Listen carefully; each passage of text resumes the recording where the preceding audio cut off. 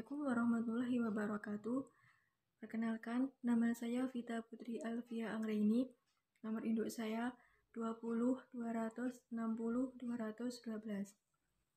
Prodi saya S1 Keperawatan. Saya mengerjakan tugas dari dosen saya, yaitu Pendidikan dan Promosi Kesehatan. Di sini saya akan menyuluhan tentang demam berdarah dengue atau disebut dengan DBD. Pokok pembahasan, demam berdarah dengue atau DBD. Sub pokok pembahasan, pencegahan demam berdarah dengue atau disebut dengan DBD. Sasaran, masyarakat Desa Gemenggang, RT 2 RW 1. Media, laptop dan bubuk abate. Hari atau tanggal, Minggu 2 Mei 2021. Tempat, Balai Desa Gemenggang. Waktu 45 menit. A. Tujuan umum.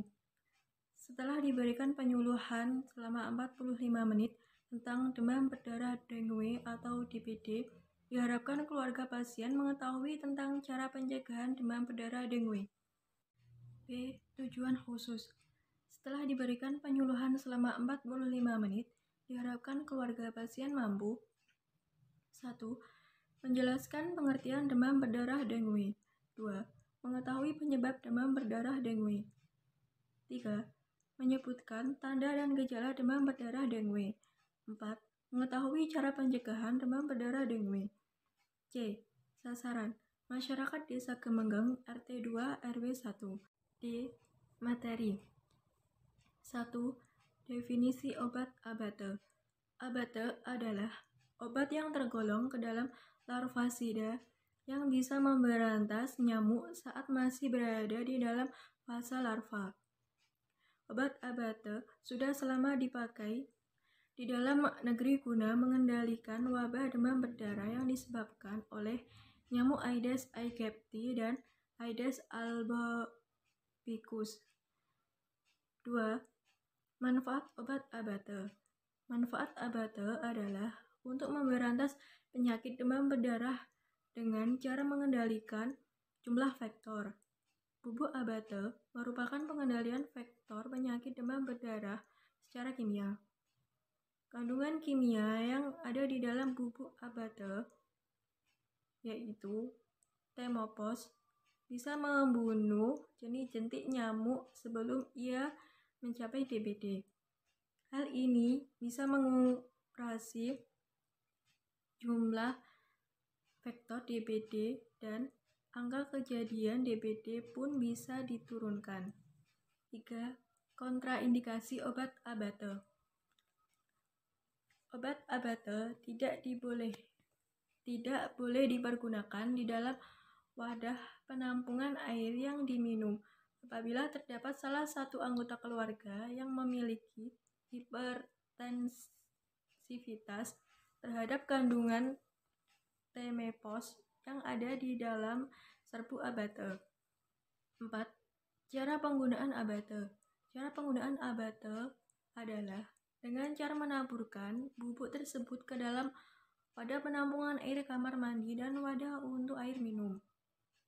Hal ini dikarenakan biasanya wadah-wadah tersebut sering dihinggapi oleh nyamuk sebagai tempat meletakkan telur-telur nyamuk yang akan menetas menjadi larva.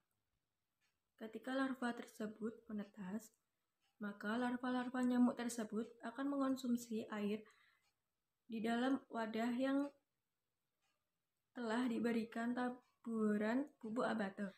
Larva nyamuk yang mengonsumsi air yang telah tercampur Temopos pun secara perlahan akan mati. 5. Pengertian.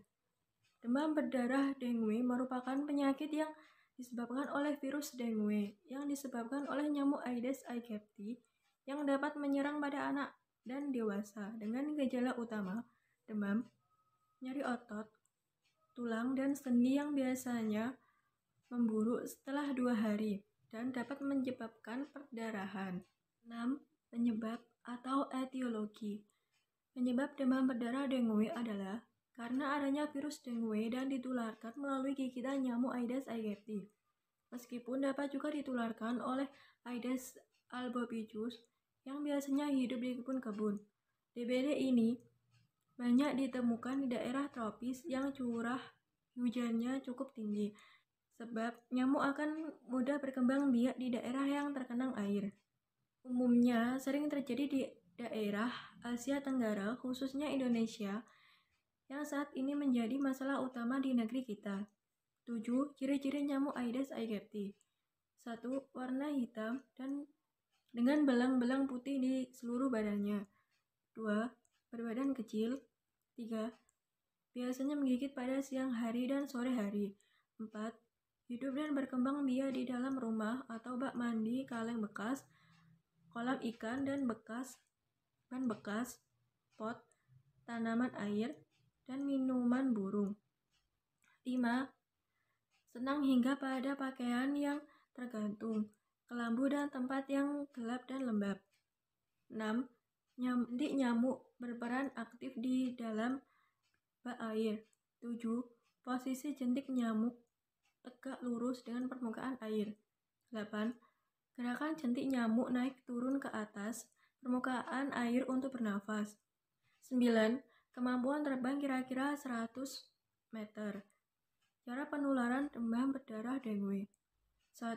Demam berdarah hanya dapat ditularkan oleh gigitan nyamuk Aedes aegypti betina yang tersebar luas di rumah-rumah dan tempat-tempat umum atau sekolah, pasar, terminal, dan warung, dan sebagainya.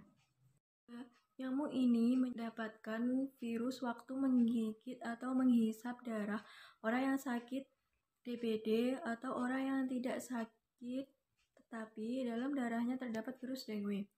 3. Orang yang darahnya mengandung virus dengue tetapi tidak sakit dapat pergi kemana-mana dan menularkan virus itu kepada orang lain di tempat yang ada nyamuk Aedes aegypti-nya. 4. Virus dengue yang menghisap nyamuk Aedes aegypti akan berkembang biak dalam tubuh nyamuk. 5. Bila nyamuk tersebut menggigit atau menghisap darah orang lain, virus tersebut akan berpindah bersama air liur nyamuk ke orang tersebut. 6. Orang yang digigit nyamuk Aedes aegypti yang mengandung virus dengue, gejala sakit atau demam setelah 4-7 hari atau masa inkubasi.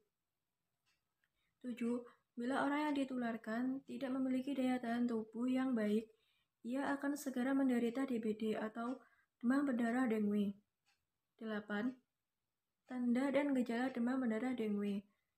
1. Gejala tinggi 2-7 hari disertai menggigil, kurang nafsu makan, nyeri pada persendian, serta sakit kepala. 2.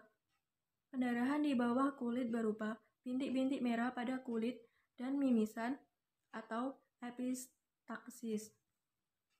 3. Nyeri perut atau ulu hati tapi tidak ada gejala kuning. Ada mual dan muntah. 4. Terjadi shock atau pingsan pada 3-7 secara berulang-ulang dengan tanda shock atau lemah, kulit dingin, basah, dan tidak sadar. 9. Cara pencegahan demam berdarah dengue. Untuk mencegah penyakit DBD, nyamuk penularnya atau Aedes aegypti harus diberantas, sebab vaksin untuk mencegahnya belum ada. Cara yang tepat dalam mencegah penyakit DBD adalah dengan pengendalian faktornya, yaitu nyamuk Aedes aegypti. Cara yang tepat untuk memberantas nyamuk Aedes aegypti adalah memberantas jentik-jentiknya di tempat berkembang biaknya. Cara ini dikenal dengan pemberantasan sarang nyamuk DBD atau PSN DBD. Oleh karena itu, tempat-tempat berkembang biaknya terdapat di rumah-rumah dan tempat-tempat umum, maka setiap keluarga harus melaksanakan PNS DBD secara teratur, sekurang-kurangnya seminggu sekali. Apabila ada salah kata dari penyuluhan saya mohon maaf yang sebesar-besarnya. Wassalamualaikum warahmatullahi wabarakatuh.